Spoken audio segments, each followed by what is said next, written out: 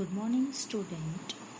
First of all, congrats to all of you and welcome in the new class.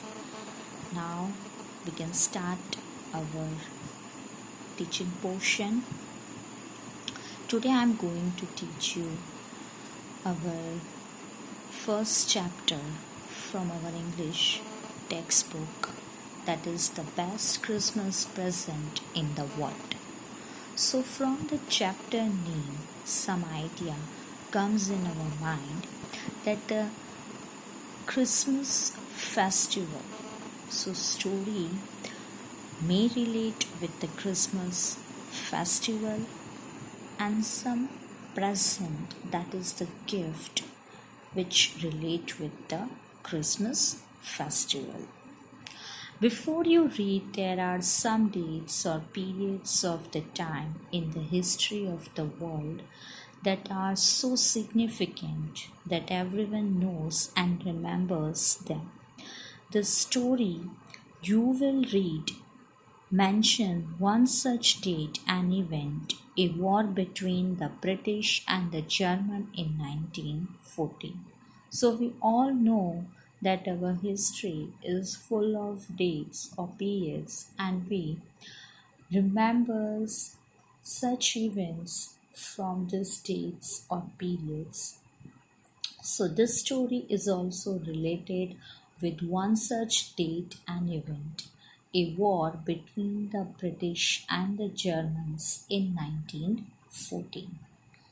So let's tell you about the story that we are about to read. It is one of the Sir Michael Morpurgo's story, the backdrop of the World War First. It is the story in which main character describe his experiences to the war came through him, wife through a letter, and now we read the story and understand in the detail. Before I start the chapter, I want to tell you that you all keep pencil in your hand, and whatever the hard word you feel, you just underline it. Some of the hard word meanings are given in the book only, and some hard word meanings are not there. I have written in book for you all, so it is easy to note down from the book. So I have written here, you can note down, so you can understand the story easily. It will help you. Let's now start the chapter. I spotted it in a junk shop, in a bread pot, a roll top desk. See, spotted meaning is given, saw it or found it. The man said it was early 19th century and oak. I had wanted one, but they were far too expensive. This one was in a bad condition, the roll top in several pieces, one leg clumsily mended. Clumsily, that is awkwardly, mended, repaired.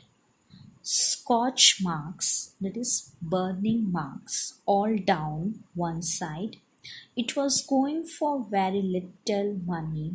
I thought I could restore it. It would be a risk, a challenge, but I had to have it. I paid the man and brought it back to my workroom at the back of the garage. I began work on it on Christmas Eve. So, in this part of the story, we can see that the author visited in the junk shop. He had spotted a roll desk in shop and he wanted to buy it. The shopkeeper informed him that the roll top desk was from the early 19th century and it was made from the oak. So, this kind of furniture should be considered as antique and it's expensive too. And the roll top desk was not in a good condition. One of his legs was loosely mended and there was the marks of the burning on the other side. And still the author really wanted to buy. Means that roll top the desk was not in a good condition. It's in a too bad condition, but then also author wanted to buy it. And he thought that he would be able to restore it. Eventually, he bought the roll top desk and began working on it on a Christmas Eve. I removed the roll top completely and pulled out the drawers. The veneer had lifted almost everywhere. It veneer, the meaning is given, a thin layer of a plastic or a decorative wood on furniture of cheap wood. Looked like water damage to me. Both the fire and water had clearly taken their toll on this desk. The last straw was stuck fast. I tried all I could to ease it out gently. In the end, I used brute force. Brute, that is violent, or we can say too forcefully or rudely. I struck it sharply with the side of my fist, and the drawer flew open to reveal a shallow space underneath, a secret drawer. There was something in there. I reached in and looked and took out a small black tin box.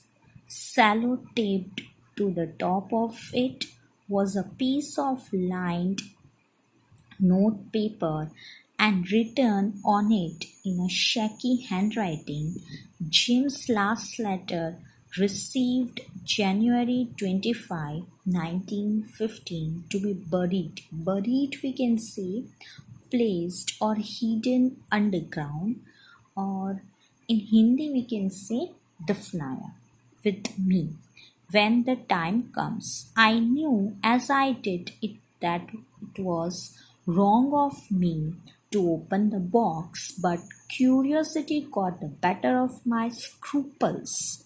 Scruple meaning is feelings that make you hesitate to do something wrong.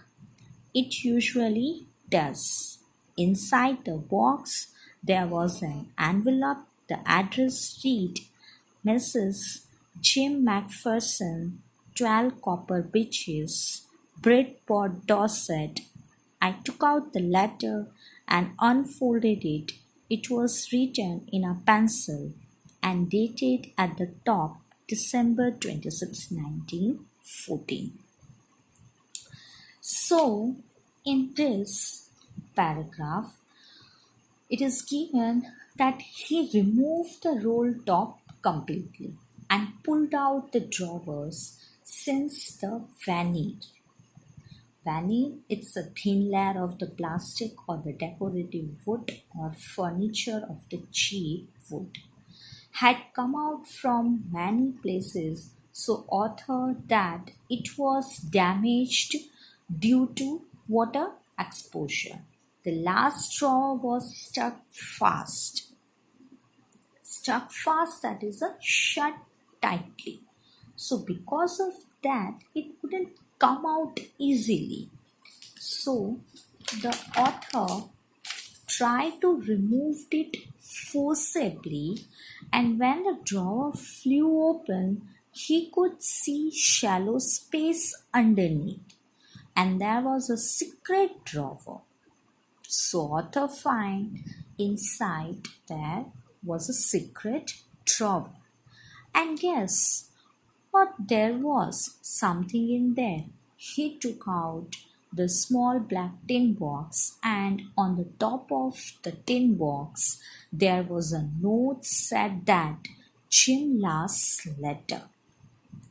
So inside that secret drawer, there was a small black tin box, and on the top of the tin box, there was a note. Said that Jim last letter received it January 25, 1915, to be buried with me when the times comes.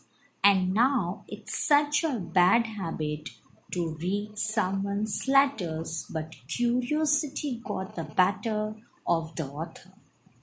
And he opened the box. Inside there was an envelope on which the address read Mrs. Jim Macpherson, 12 Copper Beaches, Bridport, Dorset. So this address is written on the top of the that envelope. The author opened the letter, which was dated December 26, 1914. And isn't it always exciting to find a secret letter? There was always a sense of mystery that around the discovery such.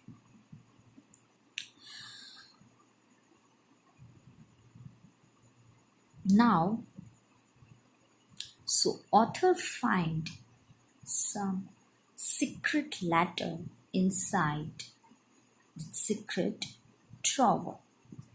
Now, the second part, before I start the second part of the story, I want to tell you that I will read first this 3 paragraph of this second part, and then after I will explain you. So in second part, it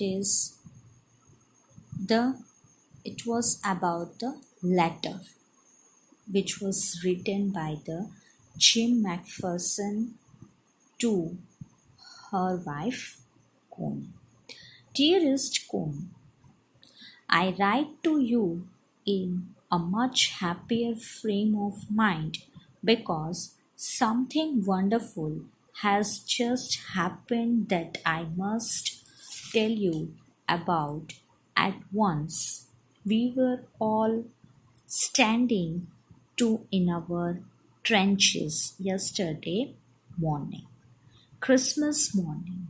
It was crisp and quiet all about, as beautiful a morning as I have ever seen, as cold and frosty as a Christmas morning should be. I should like to be able to tell you that we began it, but the truth I am ashamed to say is the Fritz began it. First, someone saw a white flag waving from the trenches opposite.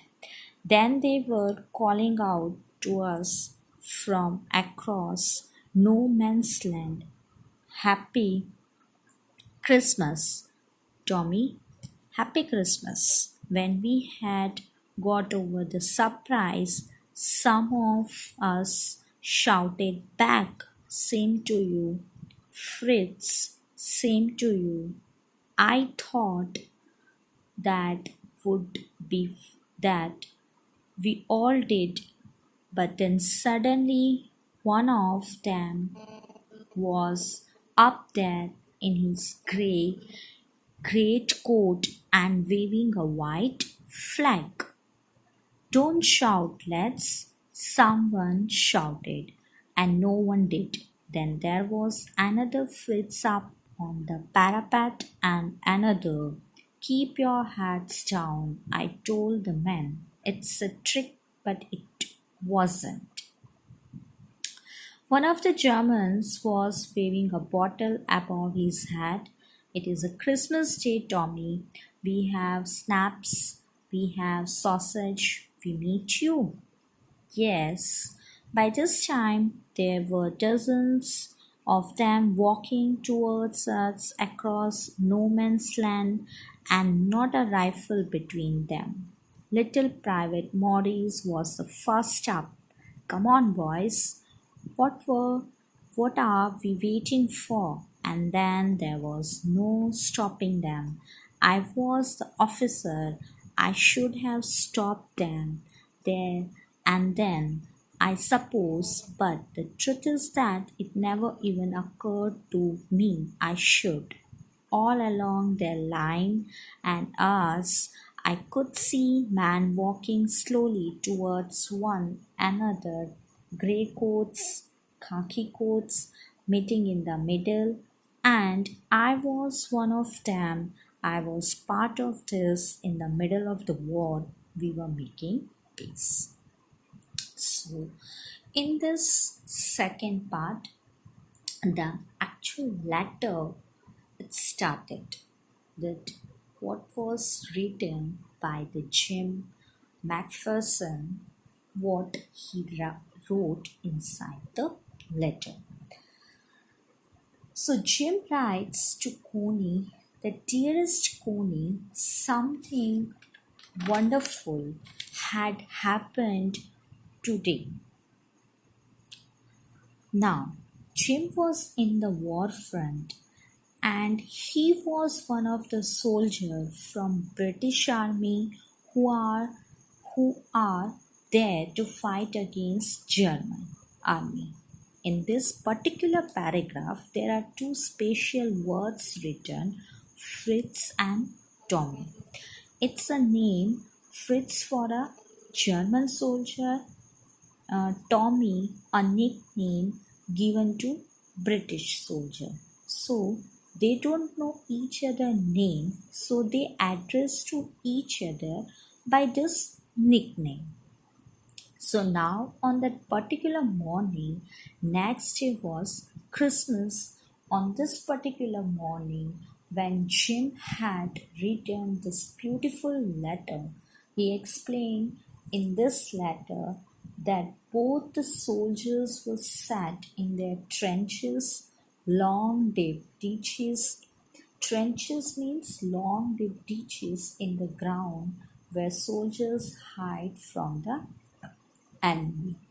So both the parties, the soldiers, were in that trenches and they all were in a good mood. Suddenly, the British army, the Jim's army, saw that one of the soldiers of the German army has stood up and he has waving a white flag. So, students, waving a white flag means that it's shown by that person that they want a peace. It means they don't want a war for sometimes. They want to have peace talk. So when the German soldier was waving a white flag, so the British army feel that it's a trick from the German army side, that in this way they can shoot them. But nothing like this happened.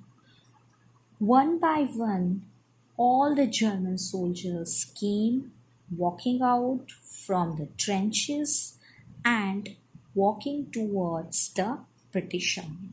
And the first soldier of the British army thought that they are playing a trick and they want to attack us. But they did not. All through over the time they waving white flag. Now, after this incident, British soldiers also kept their gun down and they also rose from their trenches and they went to that area to meet them. So now, after the assurance that from the German army is not playing any trick, Now the British army, the British soldiers also kept their guns down, and they also rose from their trenches and they went to that area to meet them. You could find, as we were reading in this book, in paragraph one particular line, no man's land. So, no man's land means area which does not contain by any countries. It's an area between the border of the two countries, which is neither the area of one country nor the area of another country.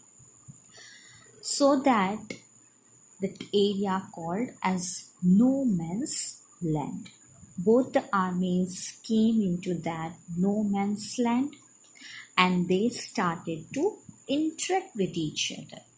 Now they talk with each other, they talk about snaps that is given in our book, a German drink made from green. They talk about sausage. Sausage, it is a snack which is made from meat. So now the armies were so friendly with each other, and I was one of them. I was part of this. In the middle of war, we were making peace, and it's a great thing for me. So in this, the two words use Fritz. Fritz, it's a name for a German soldier. Fritz, it's a common German name. Tommy, it's used for a common English name used here to refer to British soldiers. So students, in this video, we can stop here. Further, you can find in the next video. Thank you. Take care.